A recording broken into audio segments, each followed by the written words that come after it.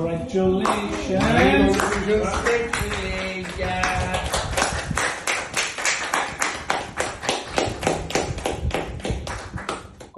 Nilkanth. Thank you sir. US student visa, 5 વર્ષનો તારો visa, તારું ડ્રીમ પૂરું થયું. યસ સર, એકદમ જોરદાર. શું કહેવા માંગે છે એમ્બેસી ઓફ એજ્યુકેશનની સર્વિસીસ? એમ્બેસી એજ્યુકેશન એક એવું પ્લેટફોર્મ છે કે બધાને જ પ્રોસેસ કરવી હોય તો અહીંયા આવીને શ્યોરિટી આપે છે કે વિઝા તમને લઈ આપીશું અમે.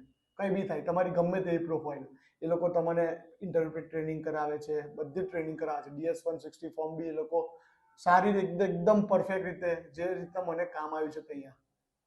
શું કહેવા માંગે છે? તારું DS-160 પછી તારો કોન્ફિડન્સ એક અલગ લેવલનો હતો. આપણે તારી ઇન્ટરવ્યુ ટ્રેનિંગ કરી એ સમયે અમે તારો કોન્ફિડન્સ એક અલગ લેવલે જોઈ રહ્યા હતા. તો શું કેવું છે એ DS-160 માટે અને ઇન્ટરવ્યુ ટ્રેનિંગ માટે?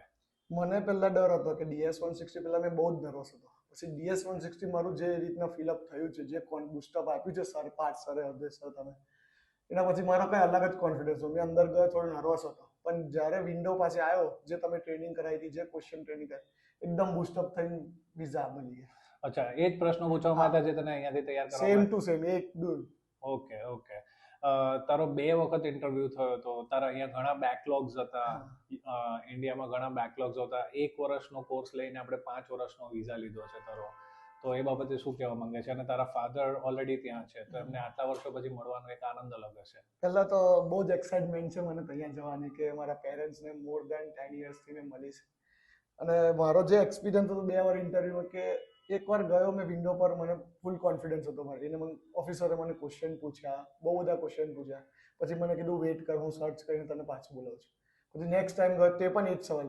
મને કોન્ફિડન્સ હતો, તમે રેડી કરાવી દો કે આ જ સવાલ તમારે આ જ કરવાનું છે. એક પરફેક્ટ એ રીતે આપ્યું હતું, એ જ રીતે મેં પ્રેઝન્ટ કરીને એને ત્યાર પછી મને વિઝા આપી દીધા. ના, તારી મહેનત માટે તો અમે કશું કહી નહીં શકીએ. તે બહુ સારી મહેનત કરી છે અને એ મહેનતનું જ એક ફળ છે કે જેના કારણે આ થયું છે.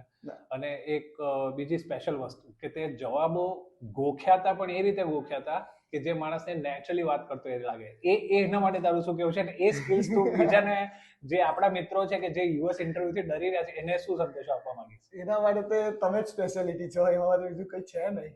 તમે જે ટ્રેન કર્યો તો પહેલા મેં બહુ જ એકદમ સ્પીડમાં જતો હતો. પછી તમે કીધું ફ્લો લાય, સ્માઇલ લાય, એ લાય કે હાથ મુવમેન્ટ કર, બધા.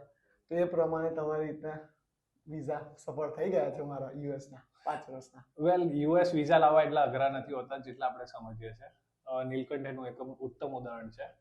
પ્રશ્નોના જવાબ ના આવડતા હોય તો એને પ્રશ્નોના જવાબ યાદ કરી, બોડી લેંગ્વેજને પણ ગોખી, અને એને ત્યાં સુધી એ વસ્તુ કરેલી હતી કે એને કયા જવાબમાં ક્યાં સ્માઇલ કરવી એ પણ એને ગોખી રાખ્યું હતું. અને આ એનું જ રિઝલ્ટ છે કે આજે નીલકંઠ પાસે 5 વર્ષનો યુએસ વિઝા છે. Many congratulations. Thank you sir.